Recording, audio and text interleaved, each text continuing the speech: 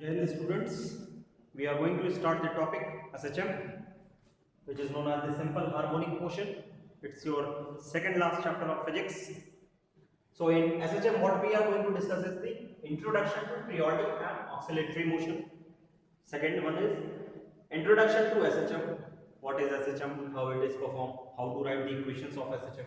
And how to find the equation of SHM and related numericals. These 3 points I have to discuss. Suppose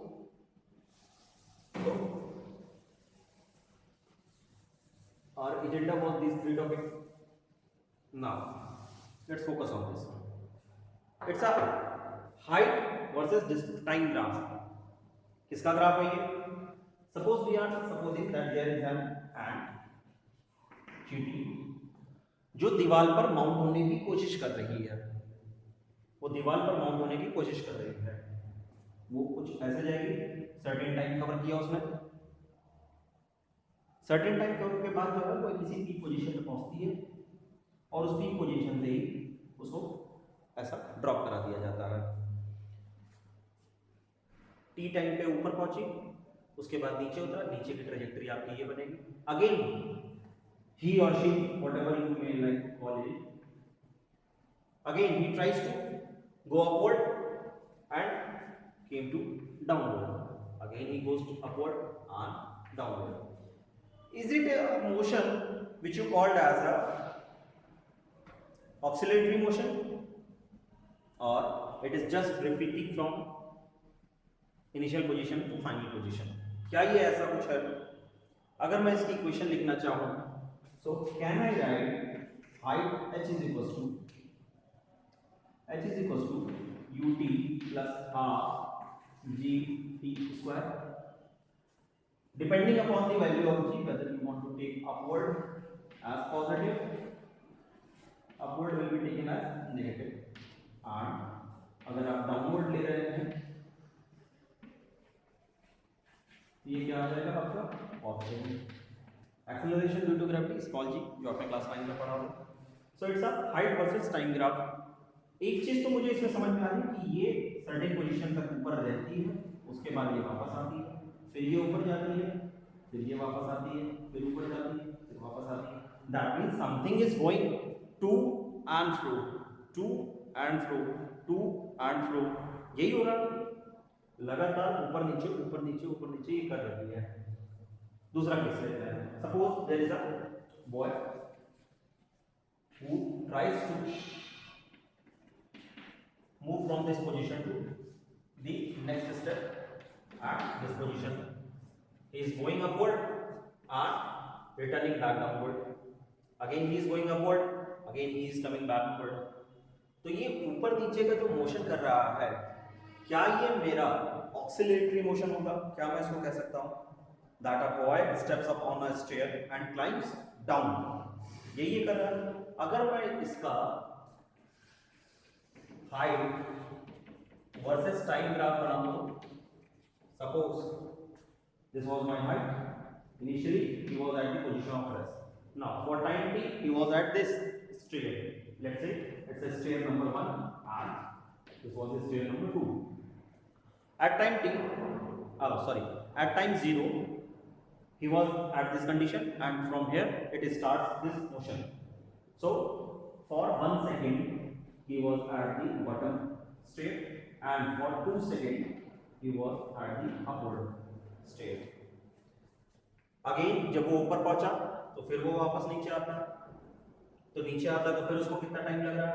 1 second.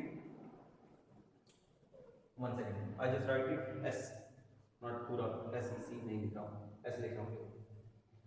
अभी किधर है? नीचे, यहाँ पर. Certain time के बाद 2 सेकंड उसको लगेंगे फिर से ऊपर जाने में. फिर वो नीचे उतर रहा है, फिर ऊपर जा रहा है, नीचे ऊपर, नीचे ऊपर, नीचे ऊपर. यही तो ये कर रहा है. दैट मीन्स कि ये सिंपल मोशन कर रहा है, लेकिन कैसा? बार बार एक ही पोजीशन पे जा रहा है, बार बार एक ही पोजीशन पे वापस आ रहा है. ये बात आपको एक और एग्जांपल से क्लियर कराता हूं मैं. Let's say that we take a pendulum. हम सबके देखा होगा पेंडुलम कैसा होता है.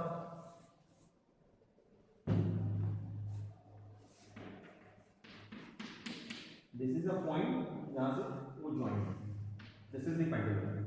Now what I am going to do is just slightly apply a force to displace this. तो क्या होगा, ये कुछ इस पोजीशन पे आ जाएगी. डॉटेड लाइन से इसलिए क्योंकि ये वापस फिर अपनी ओरिजिनल पोजीशन पर जाना चाहती है. इस पोजीशन पे आया, क्या मैंने किया, I just simply pushes it so that it can deviate some distance. मैं ये कंडीशन